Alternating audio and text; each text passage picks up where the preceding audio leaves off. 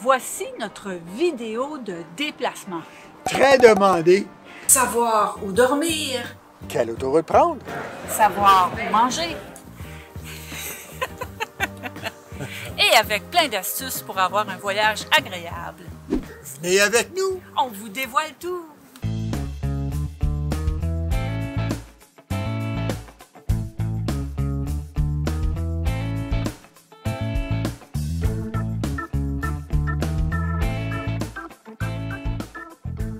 Bon, ben, ça y est, c'est un départ. Prochaine destination, c'est les douanes.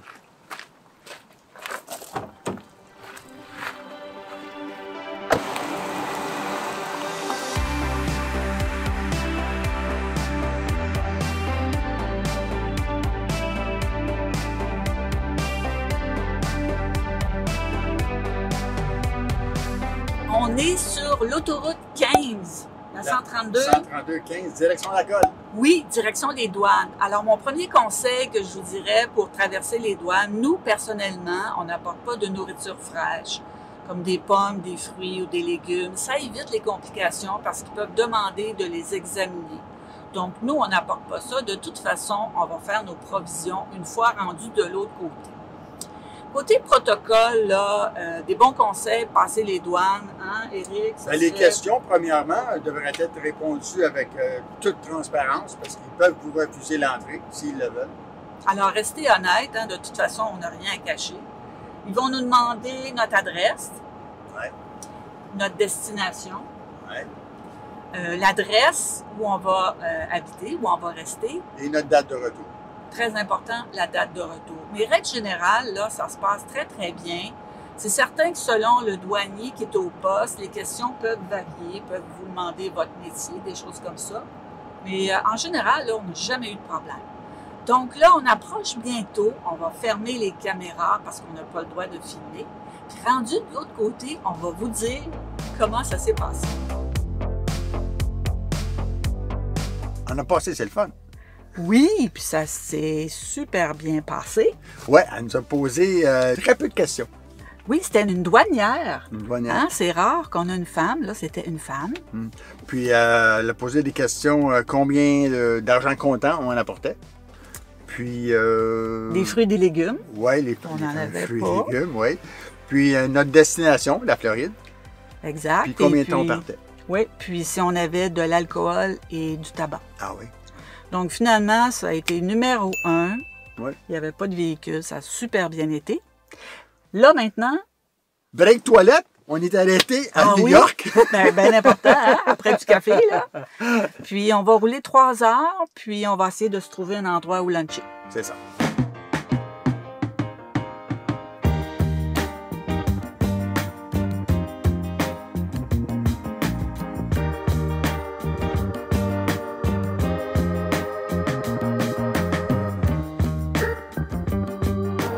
Les amis, je voulais vous mentionner que la route qu'on prend, c'est l'autoroute 87 dans l'État de New York qui nous amène à la route 17 qui par la suite nous amène à l'autoroute 95. Puis là, on se fait ça directement jusqu'en Floride. Chose à mentionner, sur la 95 et dans le bas de la 87, il y a des péages. Si vous ne voulez pas payer les péages, je vous suggère de prendre la 81. La 81 est un peu plus belle parce qu'on passe par la Pennsylvanie, mais ça nous rallonge à peu près 1h30, je pense, 1h30, 2 heures. Alors, moi, j'opte pour la 87 et la 95. Pour les postes de payage, quand vous obtenez une EasyPass, un petit appareil que vous installez dans votre pare-brise, ça vous permet de circuler rapidement à travers les stations de payage et même d'emprunter les voies rapides.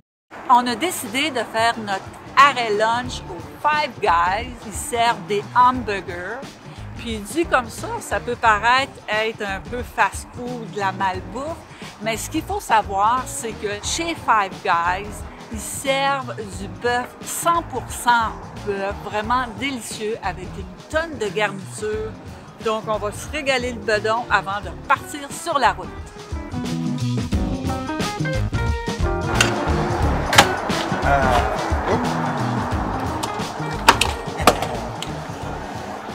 La bonne nouvelle, les amis, c'est que l'essence ici est à peu près à la moitié prix du Québec. Alors, pour 40 $ je fais le plein. Ça m'aurait coûté à peu près 80-85 au Québec. Une grosse différence, hein? Ouais. Wow! Bon. Alors, on prend la route. Ouais. Let's go! Et voilà.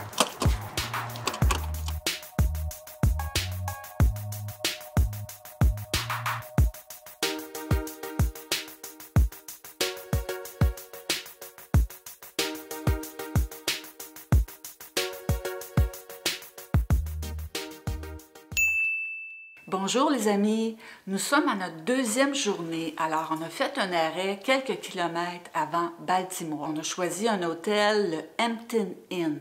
Et mon conseil concernant les hôtels, c'est de choisir ceux qui sont bien cotés sur Google Maps.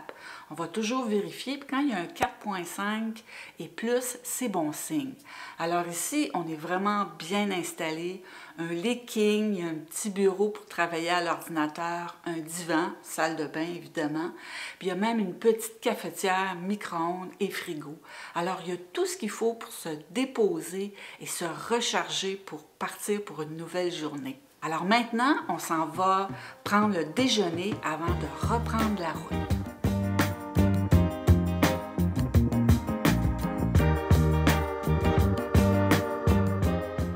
J'aimerais ça vous parler de notre trajet qui totalise 2162 km. On prend 2 jours et demi pour faire ça. La façon que je procède, je divise ça en segments de 2h30 à 3 heures de conduite, ce qui nous permet de prendre des breaks toilettes, se délier les jambes, faire un peu d'exercice, puis manger bien entendu. Habituellement, c'est 7h30 à 8 heures de conduite par jour. Ce qui donne en moyenne un 900 km par jour. Ce qui nous laisse, pour la troisième journée finale, 4 heures de conduite à peu près. Ce qui nous amènerait au sud de la Géorgie, dans ce bout-là.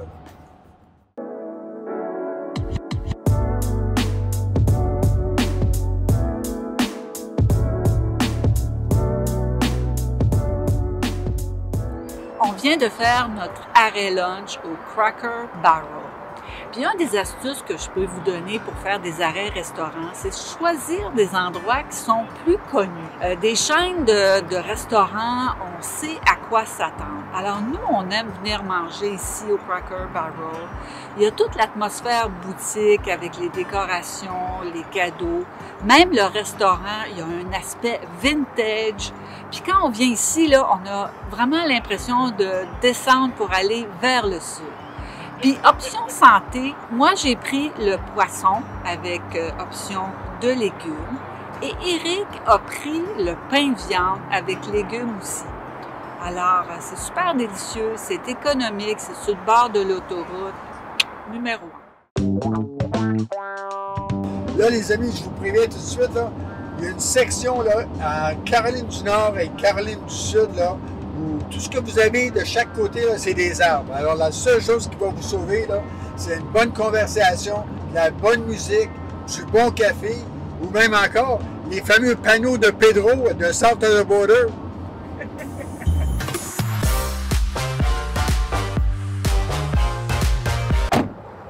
Là, c'est le temps d'un petit café.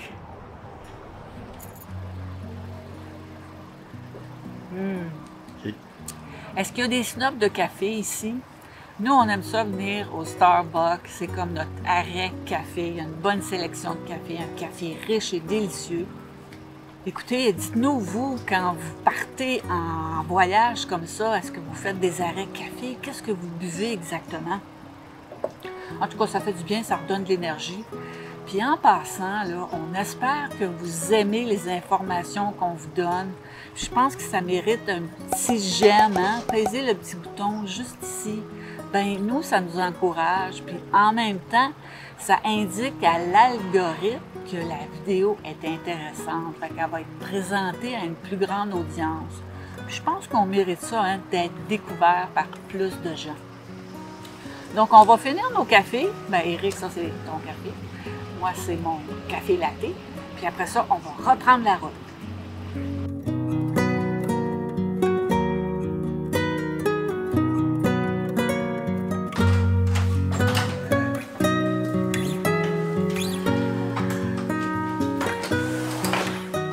On est arrivé! Enfin! Il est 8 heures le soir, puis habituellement, on termine notre deuxième journée vers les 6 heures. Ouais, il y a eu du trafic, il y a eu de la pluie. Puis on a filmé, fait que c'est filmé sûr aussi. que ça a pris un peu plus de temps, puis c'est correct aussi. Mais là, mettons qu'on a notre journée dans le toupette. Hein? Un petit peu, oui. Fait que là, on a pris un autre hôtel, Ouais. le Fairchild, Le Fairchild cette fois-ci. by Marriott, puis ça a Ouais. l'air super bien. Donc, on se revoit demain matin.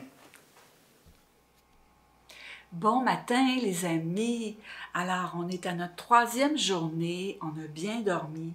Et avant de reprendre la route, je voulais vous parler un petit peu de la chambre d'hôtel qu'on a ici. On est au Fairchild et la chambre est un petit peu plus petite que l'autre, d'ailleurs beaucoup plus petite, mais le confort est là quand même. Et une chose qu'on a remarqué, les hôtels, quand on est plus au nord, ça coûte moins cher. Alors, l'hôtel d'hier a coûté 102 $ américains et celle-ci a coûté 135 américains. Mais le confort est là quand même. Et il y a une petite astuce que je voulais vous partager. Notre fameuse boîte de fil. Alors nous, on a beaucoup d'appareils à charger, nos caméras, notre ordinateur, les téléphones et tout. Donc on prend une boîte, on met toutes les fils à l'intérieur, les chargeurs, on a même une power bar. Comme ça évite de chercher les prises électriques. Les hôtels modernes, c'est facile à chercher, mais si vous êtes dans une auberge ou style un peu ancien, les prises électriques se font rares parfois. Donc, très pratique, on met ça là-dedans, on met le couvercle, puis hop, on est prêt à tout charger nos choses. Là, maintenant, on s'en va déjeuner et on part pour notre dernière journée pour se rendre en Floride.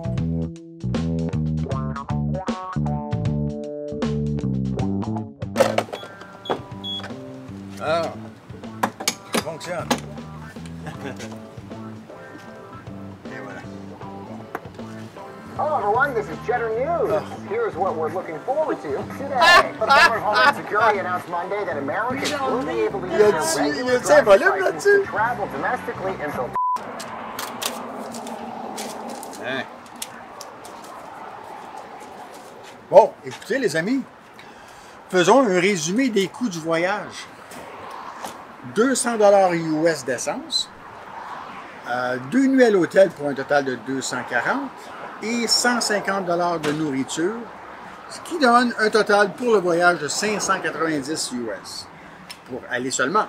Si vous faites un aller-retour, figurez 1200 $. Si vous figurez le prix d'une location de véhicule, qui est approximativement 1500 $ par mois, nous, un séjour de 4 mois nous aurait coûté 6000 $ de location de véhicule. Alors, pour un 600 $ de plus, je pense que ça vaut la peine. De toute manière, faites le calcul vous-même et faites ce qui vous convient pour vous. On est arrivé! On espère que le contenu vous a plu. On essaie de mettre le plus d'informations possible.